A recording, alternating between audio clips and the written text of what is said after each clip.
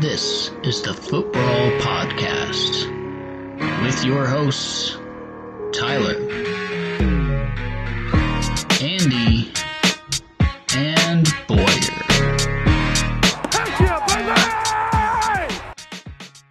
Welcome back to Fantasy Football Podcast, presented by myself and Andy again. And we welcome in Mr. Fryer, our champ this year. Congrats, my guy. Thank you. It's been a long time coming. But we finally got there. I think we disband the league this year, and we start a new one now. All right, real quick trivia for both of you. Who still, after 13 years, doesn't have a championship? Jeremy. Okay. Jeremy. Yep. Charlie. Paul. Jeremy, Charlie, Paul, and one more. Chris has one. Duo has one. Robbie you has both have one. Robbie has two. one. Walker has one, doesn't he? Yep. Well, we're slowly eliminating everything. Walker won in 2014. Then it's got to be Colin. Nope. Colin won Yeah, in you said Colin 2017. won. Who's the least memorable person in our league? The 12th team. No, Duo won. Duo I thought you were just going to throw that out there. Because technically Cody didn't win a championship as a 12th team. I beat him with the stat correction. He won for like 48 hours, plus another couple days that nobody noticed. All right, so Fryer, you've won. Boyer has won. Oh, Boyer's not won. Boyer's never made it to a championship game. He's been in the playoffs 6 times and has finished third 5 of those 6 times and fourth once. You're right. I do remember us ragging on Boyer for always being third. So there you go. Yeah, we went through every other team, so I knew we were going to get there. Yeah, the least memorable person in the league. The third performance. He might be one of 3 that doesn't watch this. So he joined us and didn't watch it. I can't imagine he's watching it now. Boyer, comment and let us know if you're watching. All right, but more importantly, congrats, Fryer. I did not think you had this in you, but I'm very proud of you. I did not think I'd see the year where you were fighting to keep your clothes on and I was fighting for a trophy. Yeah, I told Ty we should put our parkas and our hats on and, hell froze over. Something about this season was weird, but can't all be winners. Time for that snowball fight. Also, not only did you win, Jeremy got second. I got third. And the 3 of us, and I believe Paul, are bottom 4 all-time records. Mm-hmm. Yep. So, me and Colin fighting it out for naked. Colin hasn't been as great the last handful of years, but it's weird. Times are changing. Not just 1 year. Just 1 year, man. Come on. No. We're going for a repeat. We're going for back-to-back. I'm the only one to do it. Yep. So I was rooting against him this year. Yeah, he didn't want me to be the only other one to be back-to-back champions because it would ruin Andy's name. Yeah, I mean, it was the week right. There was the semifinal. Ty, you reached out to me. You're like, "Hey, who would you rather play, me or Jeremy?" I'm like, I don't want to see Ty back-to-back. We don't need that in the league. I want to see Jeremy make it. That's fair. Either way, you would have beaten either of us, so it didn't matter. Right. So, all right. So let's start with last offseason. You traded Rachaad White for Ramondre Stevenson. Big old swing and a miss. Yeah, I felt good about that one when I made the deal. I did not believe in Rachaad White and thought he was good keeper value for a starting running back. So I thought I might be able to get something for him. And Ramondre, I was big on. I thought this was going to be his year.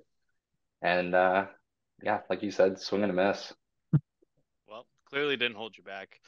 And then I think we had talked at the time, keeping Lamar for 7. I didn't feel like there was a ton of value there. I think if we had thrown him back, guys went a little higher than I had projected. But if we had thrown him back, he probably would have gone in the $10 range. So only putting a couple of bucks back in your pocket. How confident were you in making that decision? Were you like definitely holding on to him, or was it like, oh, I don't have anybody else? Yeah, I think it was a little bit of both. I mean, I would have been happy to offload that keeper spot and put a little bit of money in my pocket. Sure. But seeing as Lamar was going to get the new offense and had a couple of fun weapons, I thought the upside was there. And it was. The downside, the down weeks were also there. There were a lot of weeks where he put up 9, 10 points in my starting lineup, but championship week, I'm sure we'll get to it. Lamar had a little bit of fun on my team. Timing's everything. Yeah. So we go into the start of the season, and you put up all of 65 points in week 1, losing to Jeremy. Yeah. So that was a great start to your season. Then you turn around and put up 104. So you're 1-1. Then you lose to the duo, which was in contention there at the end, which you beat. You lost to the duo week 3, putting up 96. You beat Robbie with 111, and then you lose to me, putting up 61. So you went on a nice little roller coaster the first 5 weeks. You came out of the first 5 weeks with 2 wins and 3 losses. That first week, I was in panic mode, putting up in the 60s, and Lamar was single digits. I think the Ravens did pretty well that week, but everything was a rushing touchdown, and it wasn't Lamar. Yeah. I'm like, oh man, it's going to be another year. Going to end up on the bottom again. That first week, I went hard on the waiver wire, and that was big swing on Puka. Liked what I saw from him week 1, and then another swing and a miss. Joshua Kelly. I think I put 40 or something down on him as well. 36 on Kelly and 35 on Puka. Yeah. So 71 of your 100 fab was gone week 1. It works though. And I would do it all again. I put 70 on Puka. Right. Clearly. That dude was a stud this year. And me and Andy were talking before you got on here about Puka. And Andy's like, well, nobody saw that coming. Nobody, right? And I was he like, had like 15 targets in week 1, and the running backs had all the touchdowns because Akers had 1 and Kyren had 2, and then they ditched Akers, and it's like, okay, well, Kupp's coming back, and Puka's a rookie. Odds are he's not going to get 15 targets every week. Lo and behold, he got 15 targets every week, so you can do a lot with that. Yeah. I told Andy I drafted him in all my other dynasty leagues, and I was like, I should have taken a shot, but I wouldn't have put $36 down on him. Yeah. Oh, I think Kyren was also available on the waiver wire that week 1. Jeremy and yeah, I was trying to decide whether I wanted to go in on Puka or go in on Kyren, because I didn't want to set all my whole fab budget on 2 Rams. And now I'm wishing that I would have. Yeah, now I'm wishing that I would have. Yeah, Jeremy only spent 24 on Kyren, so you could have had him instead of Josh Kelly, but Eckler getting hurt, and we didn't know, I don't think at that point, that Akers had been officially shipped out of LA, so I don't blame you. Clearly, it didn't hurt you. Worked out. Yeah. So after that, you ended up going 9-1 the rest of the season. So after your blazing start, plus 2 postseason wins, only 1 loss the rest of the way. That's a hell of a run. No kidding. I think mostly, I have to attribute that to some defense. Not my DST, but just the teams I was going against. I had a string of great luck. I was putting up some good points, but a lot of those weeks, I think I played some low scorers. Yeah, Colin put up 116 on you, but from week 6 to week 11, nobody scored more than 90 points aside from him. And Colin, of all the teams. Fryer didn't prep for Colin as well that week. He told the team that they had a week off. It was Colin. It was going to be okay. Colin's had my number for a long time. I still think about the days of having his baby picture in my room, which deserves an explanation. Maybe at another time. We'll put this on the internet and let people think what they want to think. Um, but yeah, your total points against for the year was 1254. The rest of your division was 1438 or higher. So almost 200 less. Yeah. I was at 1312 at the second lowest. So you were still 60 points under me. Yeah. Yeah, a nice string of good luck there. Granted, you put up a lot of points, so that helps. Oh yeah, you can't say he didn't deserve it. I think Friar was the third highest scoring team in the league after Chris and Walker. Neither of them even made the playoffs, so the defense certainly mattered in their case. But I mean, scoring almost 1,500 points, can't discount that. Yeah. So were there any, we kind of talked a little bit about before this about your final rotation spot in your lineup, making a lot of moves, flipping your defense, flipping your kickers, adding a whole bunch of random waiver guys for dirt cheap after you blew $71 right away. Thoughts on the year? Were there certain pickups you liked the best? Did you just plan on rotating that bottom place, or did you just not find somebody you liked? I think it was a bit of I was waiting to see if something else would pop, right? Different guys will get their opportunities throughout the year, and I think my favorite pickup mid-year was Devin Singletary, who wasn't a league winner, but he rotated in during bye weeks, and when I had some injuries. Even in championship week, I was worried Ken Walker wasn't going to play with his shoulder.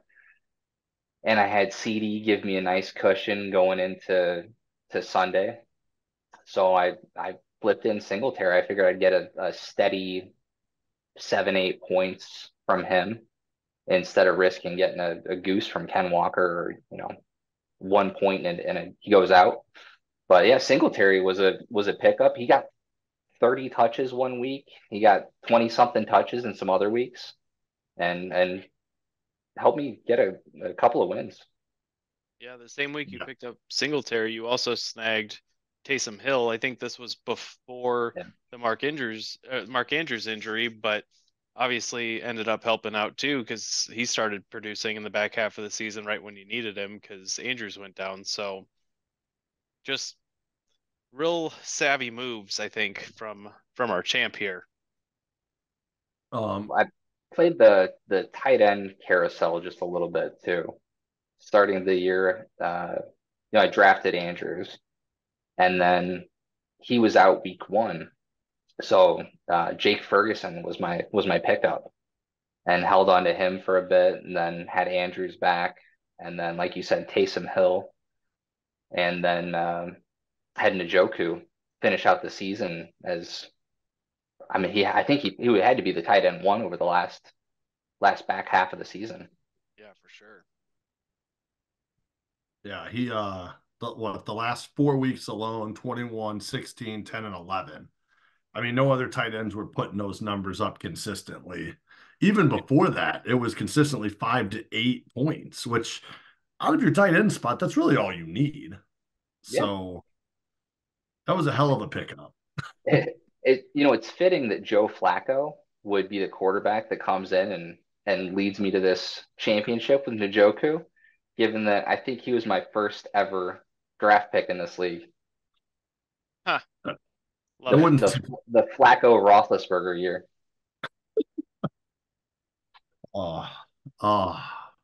But yeah, so your final roster looked really nice. Outside of Zamir White had a couple nice games there, but like that's not a name you were looking to be playing at the end of the season. But with Jacobs out, Zamir White was a steady back those last couple weeks for you, like you were saying with Singletary.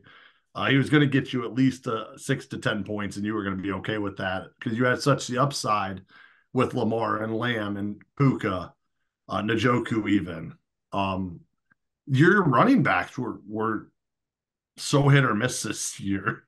Yeah, Kamara started well when he came back off of the suspension. and looked like a steal at $20. But then he kind of tailed off at the end, and Walker had been injured off and on. So Singletary, like you said, really helped kind of fill that gap with those guys not doing as much, and Zamir White. So, you had it. That was one of the things that we talked about your team throughout the season, was just that you were a really deep team that had options. So when you hit the bump in the road with Andrews or Walker going down or whatever it was, it didn't really slow you down. Yeah. I know you talked about making some pickups and rotating that last roster spot. I feel like I was rotating, you know, 2 or 3 spots. I had Jeff Wilson at one point, Jerick McKinnon, Singletary, Zamir White, all start for me. Ramondre, Kenneth Walker, Alvin Kamara. I mean, there's a lot of different backs named there. That's all kind of just slotted in at different points of the season. Yeah, Joshua Kelly, good for nothing. I was so excited week 1. He got a bunch of carries and did pretty well week 1. I think he put up double digits, and went all in on with the fab, and he did nothing the rest of the year. Yeah. So, granted, I bought into Ekeler thinking maybe nobody else there was good. Ekeler would be good. Man, I am so glad I did not spend $20 on him. I only spent 19, so. Does that make you feel better, Ty? It was only 19? I want enough money to pay for next year, right? For the most part, it's fine. It's fine. I'm covered. Between last year and third place this year, I'm covered. Don't worry about me. This will be my sell everybody year and make all my money back for the next couple. Come on, you know how I work. We cycle down the other way. This year will be nothing but $2 rookies. That's right. Somebody's gonna hit. Damn it, Puka. Yeah, Bear also hit on his rookies. Looking at the draft, you had Addison for 11, and then Nate Flowers. Flowers, yeah. So I was in on Quentin Johnston for $3 as my, hey, maybe I'll take a dart throw here, and he didn't do shit for me. So Addison and Flowers were nice pieces for you for good prices. And then Ty and I were looking at your Addison for Davante Adams flip in the middle of the season. Addison had scored a touchdown damn near every week at that point, and Davante had been not great. And I didn't feel like you won that trade, even now, like today, before I went back to look at it. But pulling up the numbers after you made that trade, Davante had 76.5 fantasy points, and Addison only had 44. So, and obviously Davante had a really big championship week for you, going 126-2. So he was on his bench, but other than that, I mean, he was on my bench. He was there if you needed him, and that's all that matters. Yeah. It was a veteran presence in the locker room. Exactly. Yeah, I was. Davante had a rough start to the season, and I was really hoping that he would bounce back in a way that I thought Addison was going to tail off once Cousins went down.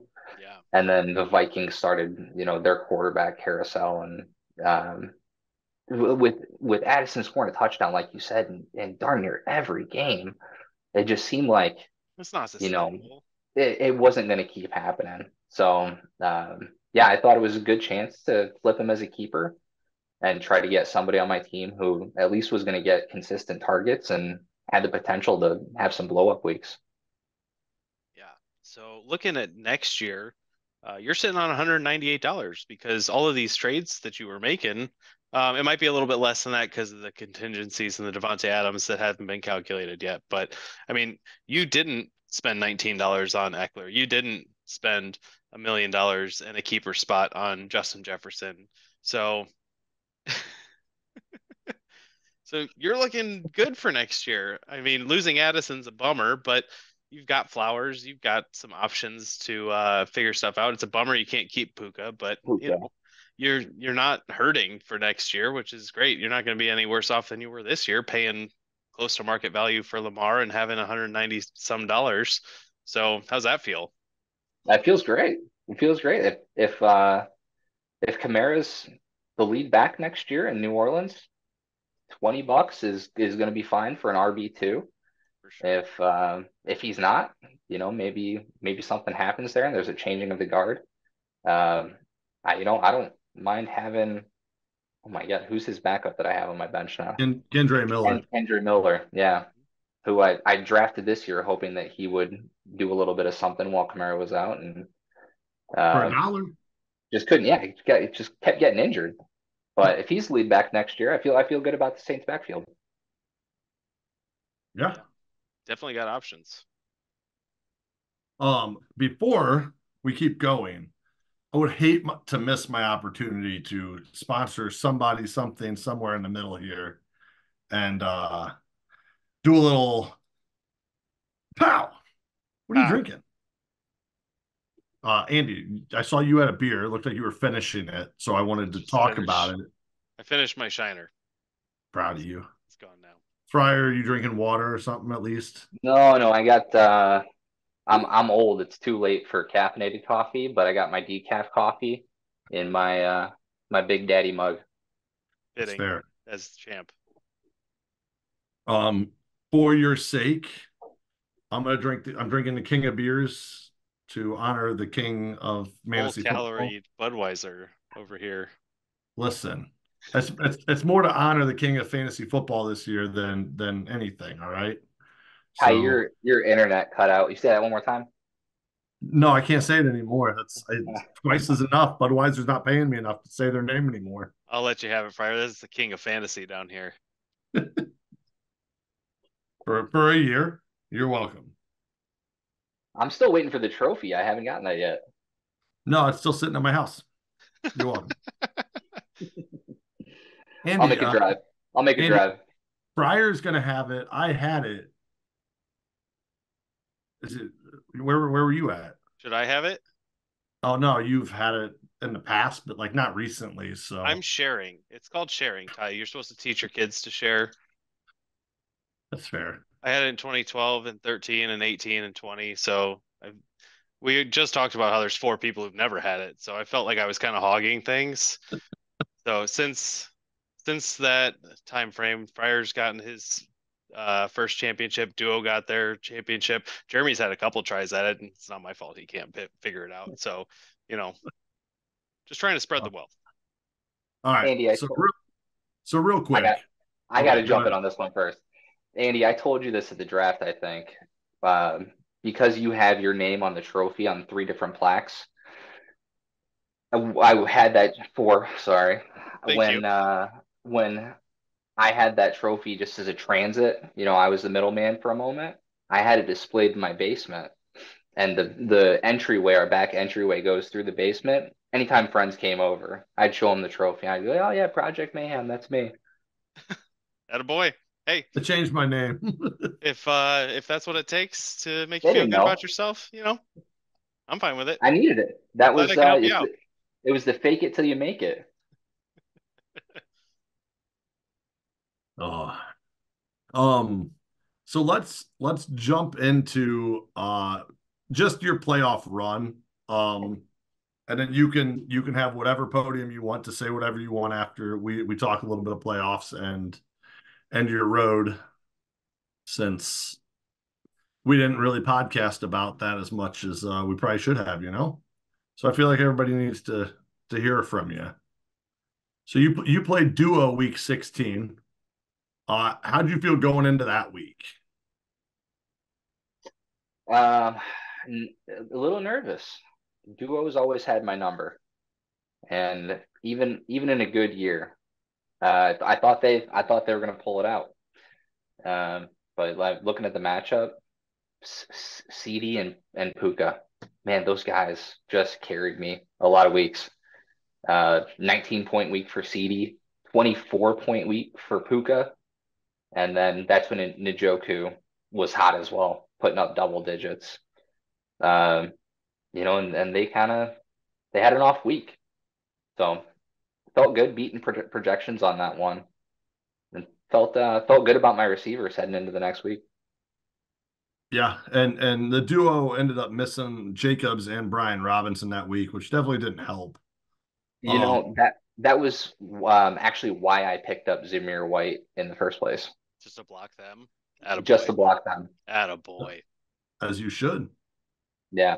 I saw that they had quite a few injuries going into that week, and they'd be looking for running backs, and A.J. Dillon was on their bench, and I was just praying that that's who they had to play against me.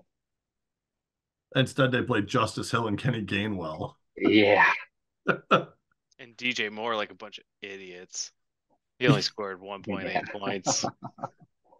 But so their team kind of fell apart that week. Jalen Hurts, out of anybody, was their star that week. With the Eagles being god awful the last 6 weeks. Jalen Hurts still put up fantasy points, but you had Lamar to cancel that out, so that helps. But otherwise, the duo pretty much shot the bed that week, which, tells you everything you need to know. You put up 101, so good work. Jeremy beat me because I couldn't fall into the end zone that week with CMC. I'm still mad about it, but you would have beat my ass next week anyway, so. Jump us into your championship game. Tell us a little bit about how you felt going up against Jeremy. If you had any lineup decisions that you were really wrestling with. If there was anything that you and Jeremy might have trash talked going into this one. Not that you would do that. I have it over here. Hang on, I gotta grab this. I'm knocking trophies over. Sorry, guys. Oh, my second place medal. So Jeremy mailed this to me the week of our matchup. Just what a brilliant move. He was in my head.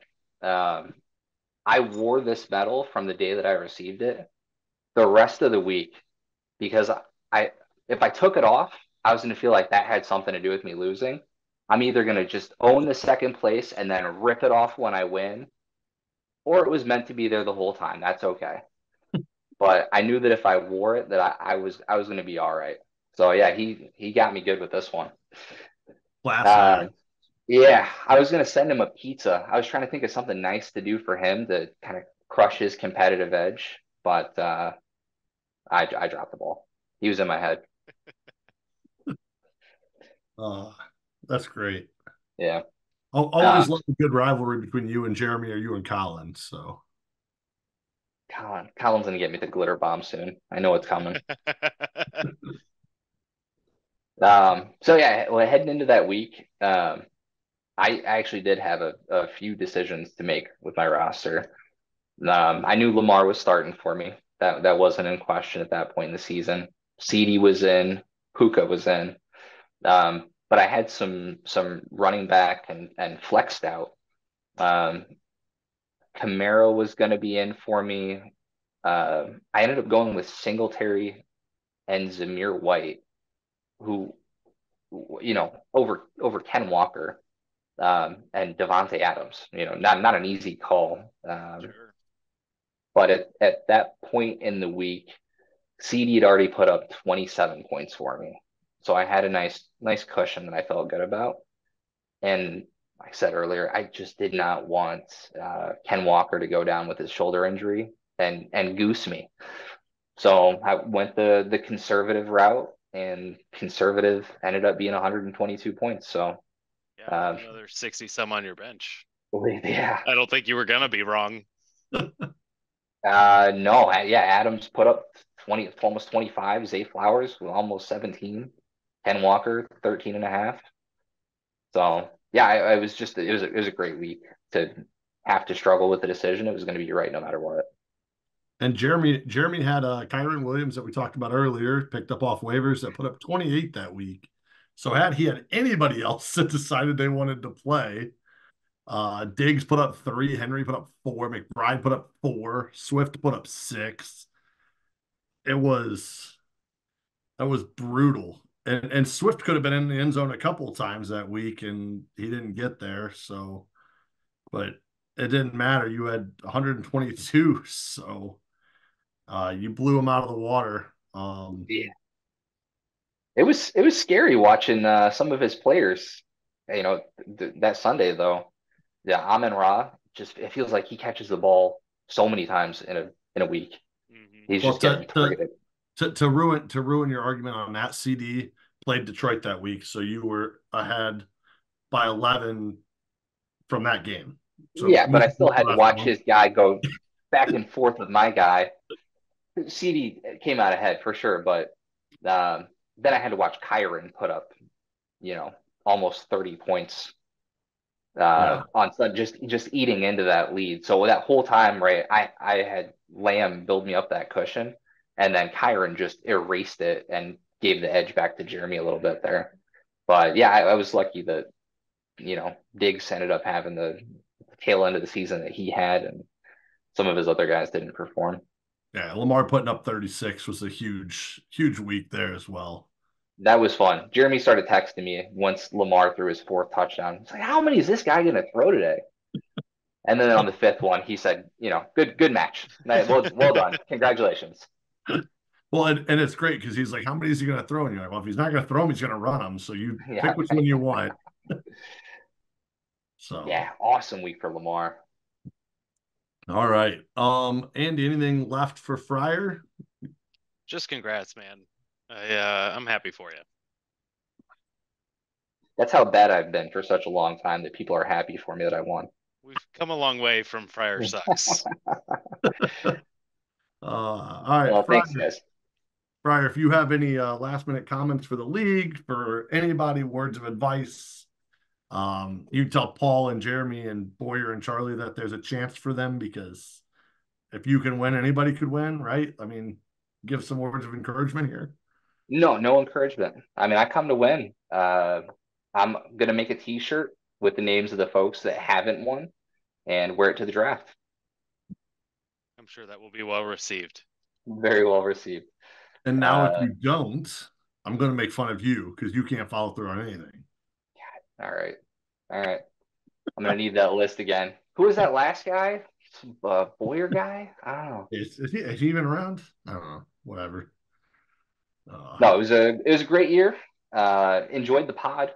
This was a nice addition. It was a great listen every week. Looking forward to being on it again after week 17 next year. Hopefully for the championship again and not the naked conversation. Either one. All right, that's fair. As long as you're on again, you'll be happy. They're both exciting. I'll be naked with the medal around my neck. You're just glad people are talking about you. That's it. Yeah.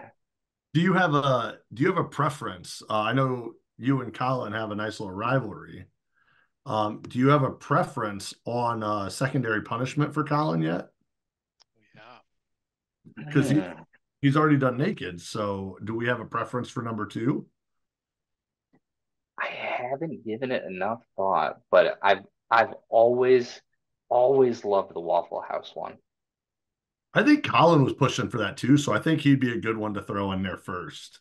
And he's got the career that allows for that type of scheduling too. Block him in an IHOP or a Waffle House, and let's see how he does. I think he'd get out of there in 12 hours.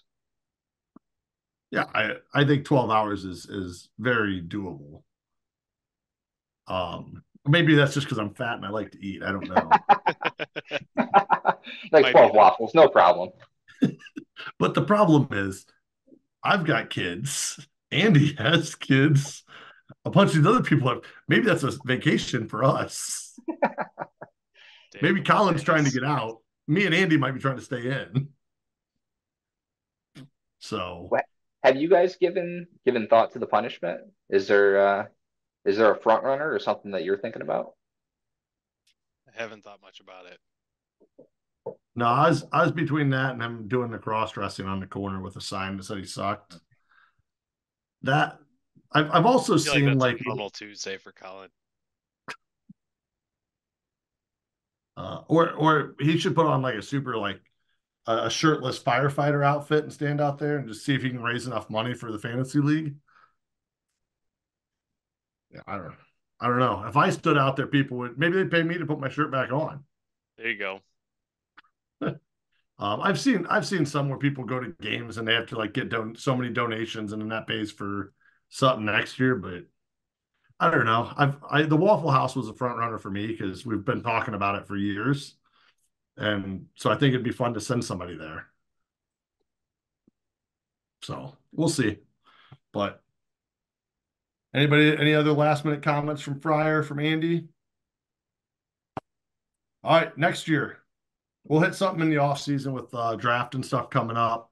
But next year, because Boyer's been MIA with us this year, our goal is to have more guests on the podcast. So all of you league members that listen to this, just be prepared that we will be trying to pull more guests so we have more different conversations, different ideas, different people, because me and Andy know that we can get dry at times. So we're going to try to pull some more guests and see if we can mix things up next year. So come with ideas. Let us know what you want.